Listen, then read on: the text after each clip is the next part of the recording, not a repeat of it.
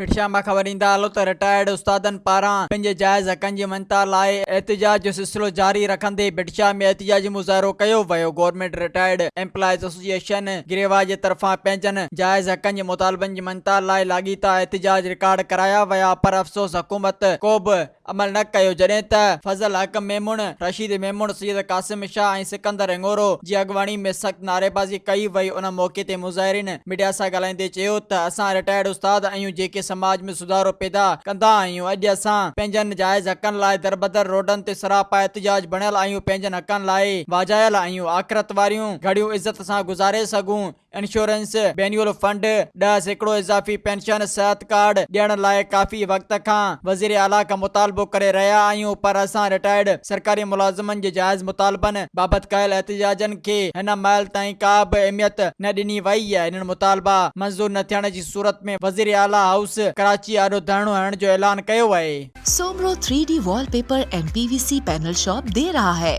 सबसे अच्छी सर्विस, बेहतरीन क्वालिटी के आला मयार वॉलपेपर और सीलिंग खूबसूरत डिजाइन और कलर्स में दस्तयाब है। हर किस्म के PVC वॉलपेपर्स और सीलिंग लगवाने के लिए हमसे राब्ता करें।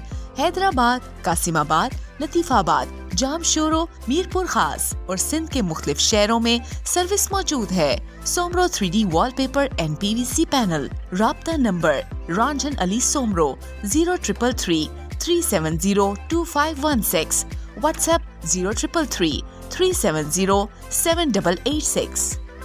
मज़ीद ख़बरनि ऐं तफ़सीलात लाइ विज़िट कयो असांजी वेबसाइट www.awamiNewsHD.com ऐं ॾिसंदा रहो अवामी न्यूज़ HD।